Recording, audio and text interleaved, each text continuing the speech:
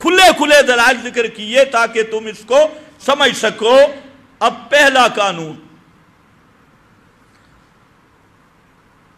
جنہوں نے پہلی میری گفتگو سنی ہے ان کو سمجھ آئے گا۔ پہلا قانون فرمایا الزانیۃ والزانی فاجلدوا کل واحد منہما 100 جلدہ۔ زنا کرنے والی عورت اور زنا کرنے والا مرد، فاجلدوا کل واحد، ہر ایک کو 100 کوڑے لگاؤ۔ زنا کی حد ذکر کی، ہر ایک کو 100 کوڑا لگاؤ۔ لیکن خیال کرنا، کسی مجرم کے ساتھ نرمی نہیں کرنی، کسی فاسق فاجر کے ساتھ نرمی نہیں کرنی، کسی زانی بدکار کے ساتھ نرمی نہیں کرنی۔ اب پہلا حکم یہ دیا، قانون حد بیان کی۔ زنا کرنے والے 2 قسم کے لوگ ہیں، ایک غیر شادی شدہ کموارہ، جس کو عربی میں کہتے ہیں البکر، کموارہ زانی، یہ اس کا حکم ہے۔ اگر مرد عورت دونوں کمارے ہوں تو ان کی حد کیا ہے؟ 100 کوڑا۔ لیکن 100 کوڑا کس طرح ہوگا یہ آگے قرآن نے خود بیان کیا۔ پہلے یہ سمجھو کہ یہ پہلا حد اور حکم ہے۔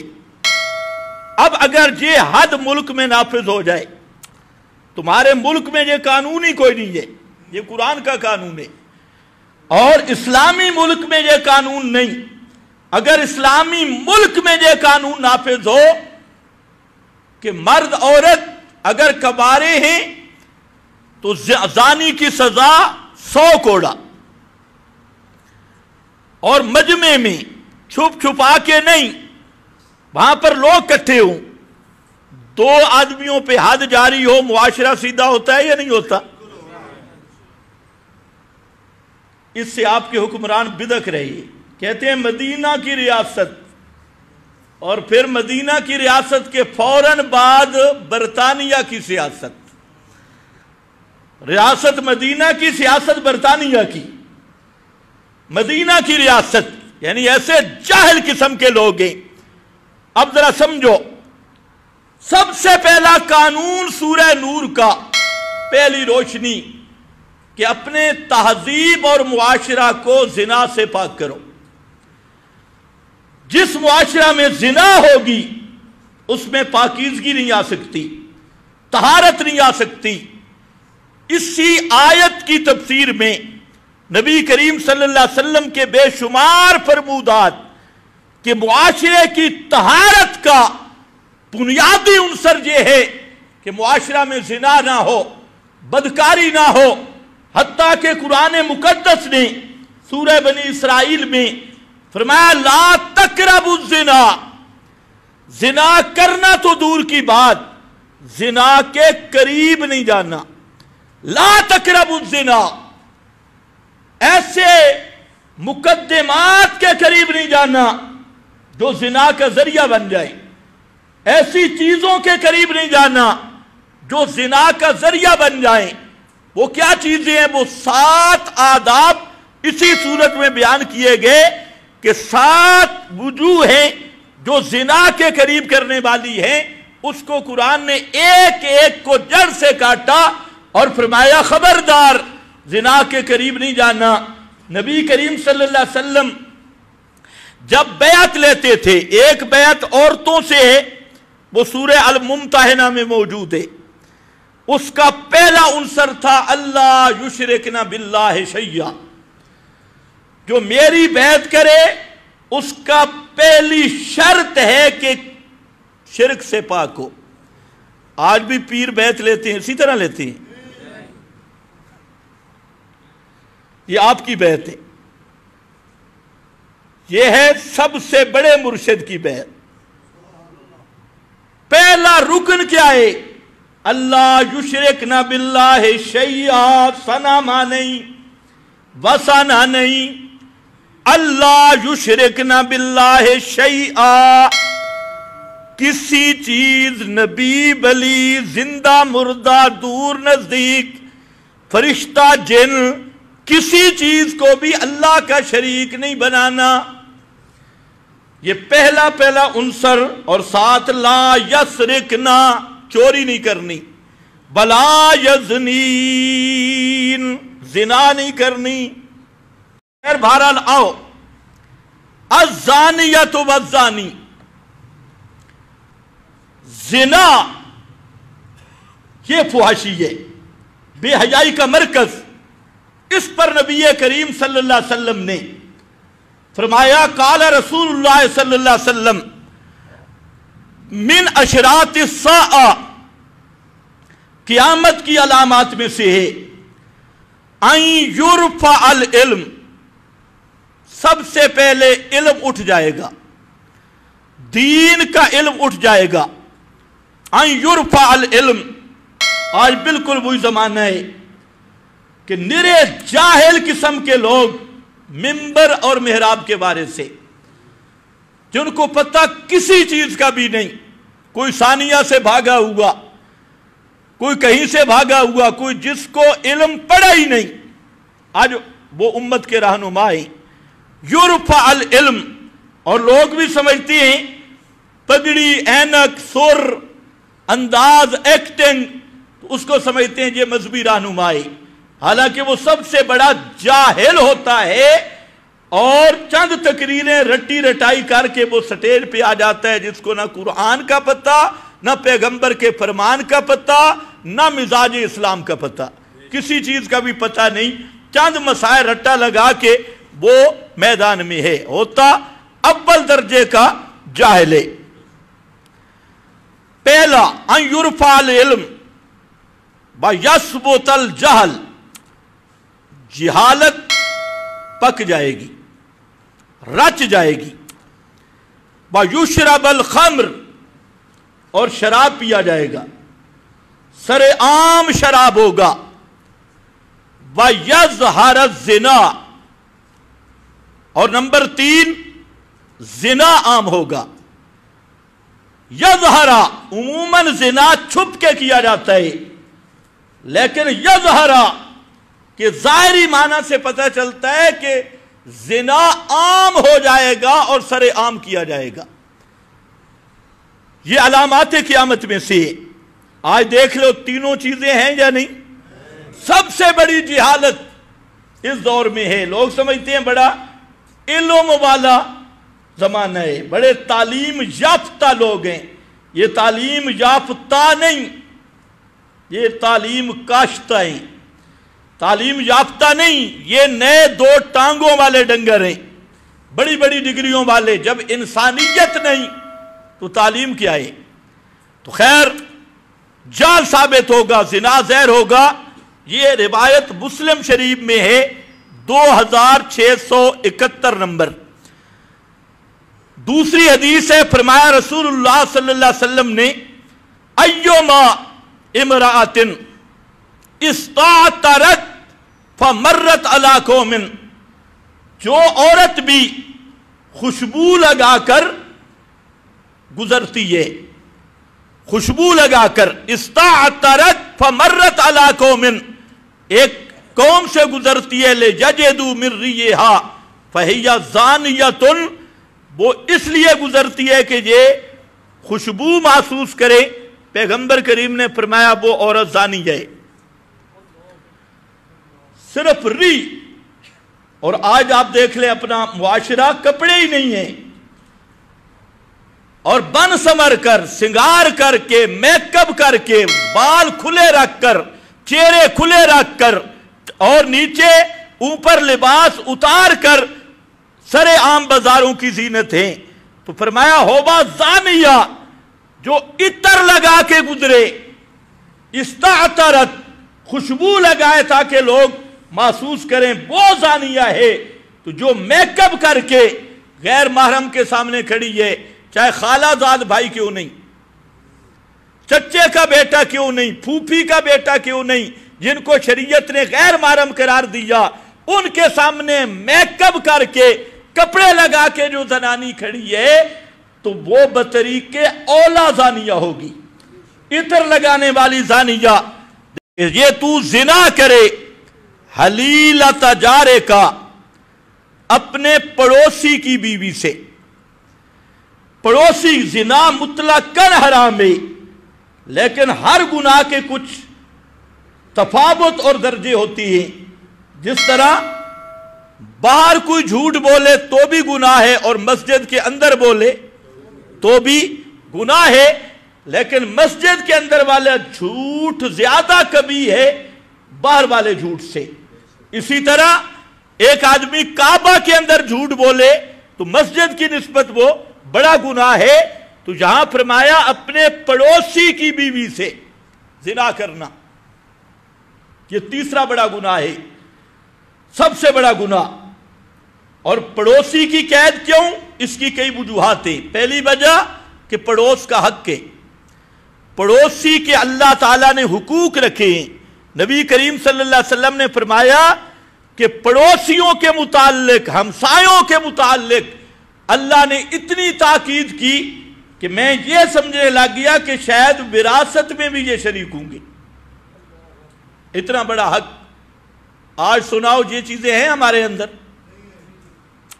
اسلامی تہذیب تو یہ ہے پڑوسیوں کا خیال رکھنا، ہمدردی، اور سب سے بڑی ہمدردی ہے ان کو پیار سے مسئلہ سمجھاؤ، دعوت دو تاکہ جہنم سے بچ جائے، اور دعوت بھرپور رہے، اور اس دعوت کے عنوان پر ان صلہ رحمی رشتہ داروں کے ساتھ یہ چیزیں تو وہ دعوت کے ضمن میں ہوں۔ آپ اور ہمارا کیا حال ہے؟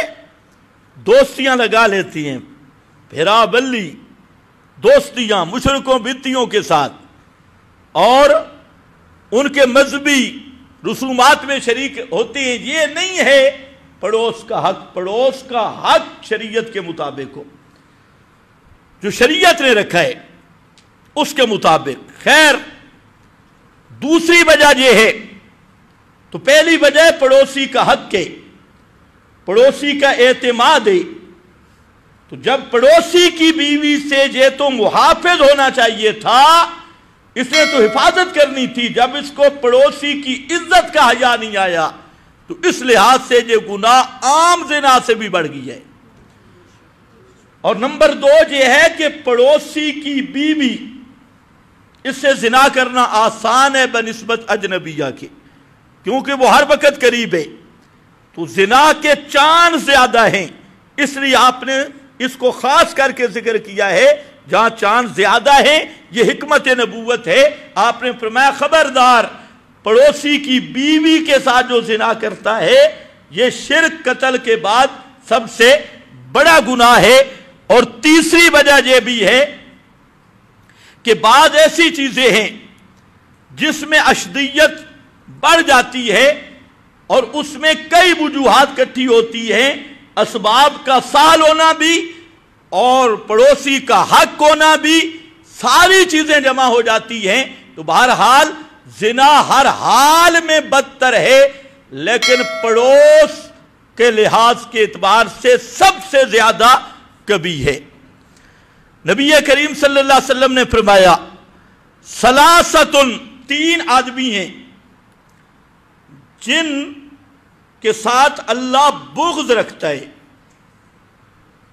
یبغضہم اللہ، جن پہ اللہ غضبناک رہتا ہے، اللہ کا غصہ ہر وقت رہتا ہے۔ اور آپ اندازہ کریں اگر اللہ کسی سے بغض رکھے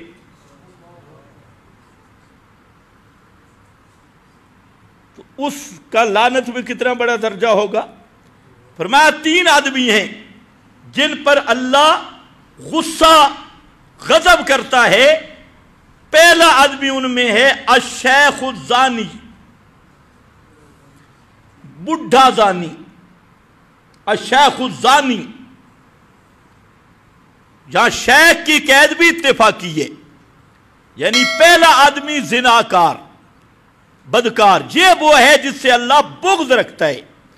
اور یہی وجہ ہے کہ زانی آدمی، زنا کرنے والا آدمی، اس کو کبھی سکون حاصل نہیں ہوتا، اس کو بے چینی، ہر وقت بے چینی، یہ اللہ کے اس غضب کا ایک حصہ ہے کہ بدکار اور زناکار آدمی ہر وقت پریشان رہے گا، ہر وقت اللہ کے غضب کے نیچے رہے گا اور اسے کبھی بھی سکون نہیں آئے گا۔ اس کی حالت ہوتی ہے اس باولے اور لبنے اور پاگل کتے کی، جو پاگل ہو جاتا ہے اور اس کو جراثیم ایک جگہ پہ بیٹھنے نہیں دیتے، اسی طرح اس زانی کا حال ہوتا ہے کہ اس کو کبھی بھی سکون نہیں مل سکتا، نہ ایک جگہ پہ وہ اطمینان کی زندگی گزار سکتا ہے، اور اس کی بالکل دماغ اس پاگل کتے کی طرح ہوتا ہے جو پاگل کتے کو سکون نہیں لینے دیتا۔ اسی طرح زانی آدمی کو بھی کبھی سکون نہیں آئے گا، حتیٰ کہ اس کے وجود کے قریب جائیں گے تو بری بدبو آئے گی، بری بدبو، ایسی بدبو کہ آپ بیٹھ نہیں سکیں گے۔ تو یہ اللہ تعالیٰ کے غضب کا ایک ایسا اثر ہے کہ اس کے بدبو وجود میں دنیا کے اندر بھی ایسی گندی بدبو پیدا کر دی۔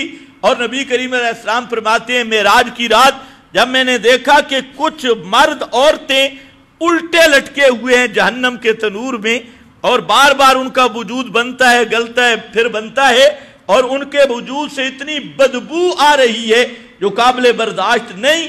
تو میں نے پوچھا یہ کون ہے؟ تو فرشتوں نے مجھے بتایا کہ یہ آپ کی امت کے زناکار لوگ ہیں جو دنیا میں زنا کرتے تھے، ان کا یہ حال ہے کہ جہنم کے تنور میں ان کو الٹا کر دیا گیا ہے۔ یہ ہے اسلامی تہذیب کا وہ روشن باب کہ زنا جب ختم ہوگا تو پاکیزگی آئے گی۔ اور اسی طرح حدیث میں آتا ہے کہ جب جس قوم میں زنا عام ہو جاتا ہے تو وہ ایسی بیماریوں میں مبتلا ہوتی ہے، وبائی بیماریوں میں، کہ اس سے پہلے ان کے اسلاف نے ان بیماریوں کا نام ہی نہیں سنا تھا۔ آج دیکھیں کتنی ایسی بیماریاں ہیں، یہی کرونا پہلے تھا اور اس طرح کی موذی بیماریاں، تو ان کا اصل وجہ یہ بھی اللہ کے غضب کی ایک علامت ہے۔ اور آدمیوں کے بما کسبت ایدی الناس، وہ زنا اور بدکاری کا وبال، وہ اس لحاظ سے اللہ نے مخلوق پر اپنے غضب کا ایک نمونہ ظاہر کر دیا ہے۔ تو بہرحال اسی طریقہ سے نبی کریم صلی اللہ علیہ وسلم فرماتے ہیں، ہاں میں نے عرض کیا شیخ زانی، بڈھا زانی، یہ بڈھے کو کیوں خاص کیا؟ حالانکہ جوان زانی بھی اسی طرح مجرم ہے، بڈھے کو اس لیے خاص کیا، ایک تو یہ کہ بڑھاپے کی حالت میں گناہ کے دوائی کم ہو جاتی ہے، شہوات اور جذبات میں کمی آ جاتی ہے جو جوانی کی شدت میں ہوتی ہے۔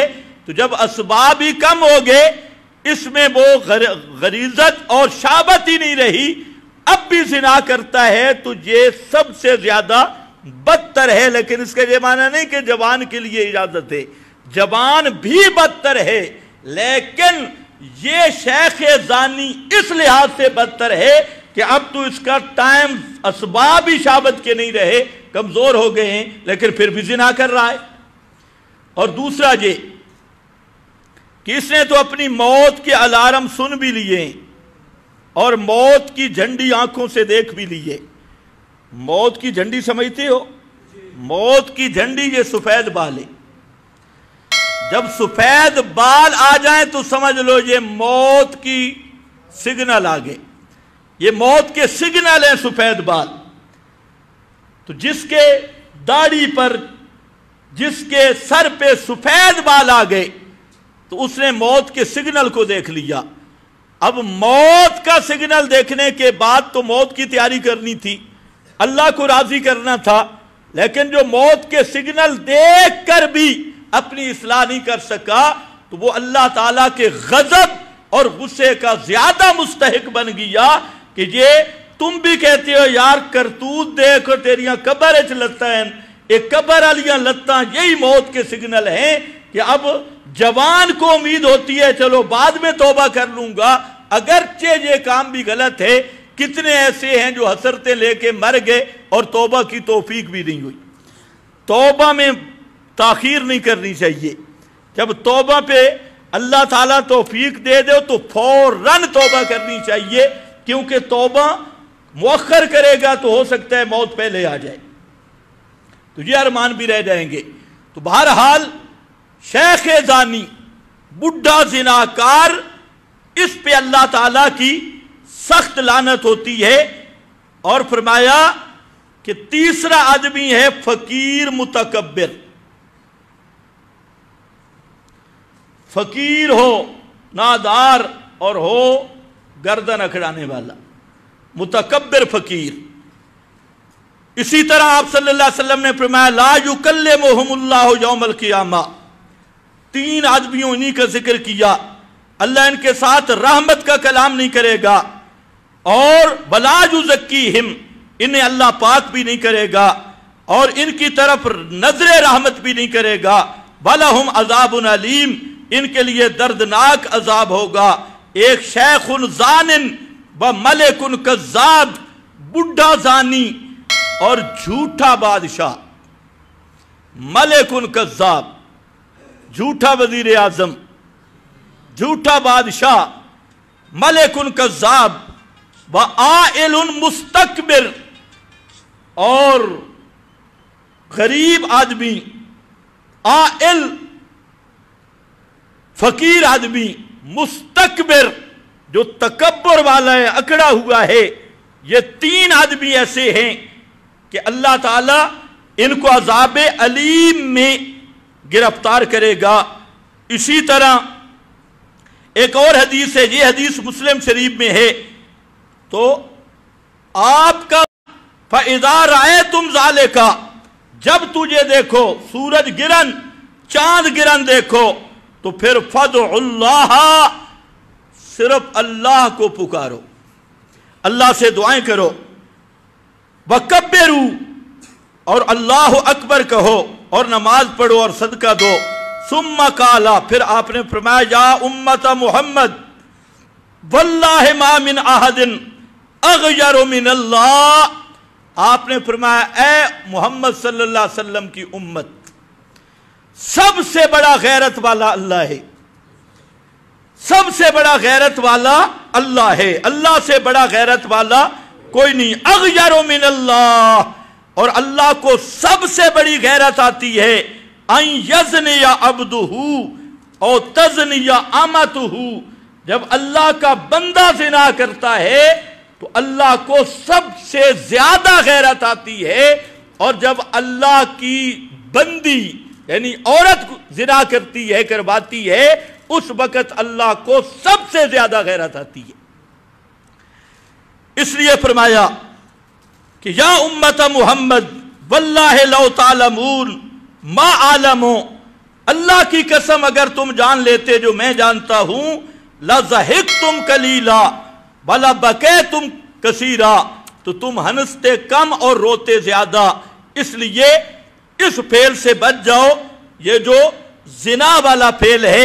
تو بہرحال سب سے پہلا قانون اسلامی تہذیب کا کہ اپنے معاشرہ کو بدکاری سے محفوظ بناؤ اور زنا سے محفوظ کرو. جب تک زنا سے معاشرہ محفوظ نہیں ہوگا اس وقت تک اللہ کی رحمت متوجہ نہیں ہوگی. اور یہ حفاظت کیسے ہوگی کہ زناکار مرد اور زناکار عورت کو حد لگانی پڑے گی. مسواک دینے سے یہ مسئلہ حل نہیں ہوگا، عطر سے بھی، اور میرے دوستو بزرگ بھائیو اس سے یہ مسئلہ حل نہیں ہوگا. آپ ہزاروں فضائل سنا لیں، یہ مسئلہ حل ہوگا حد جاری کرنے سے. اور حد کیسے جاری ہوگی؟ جب اسلامی نظام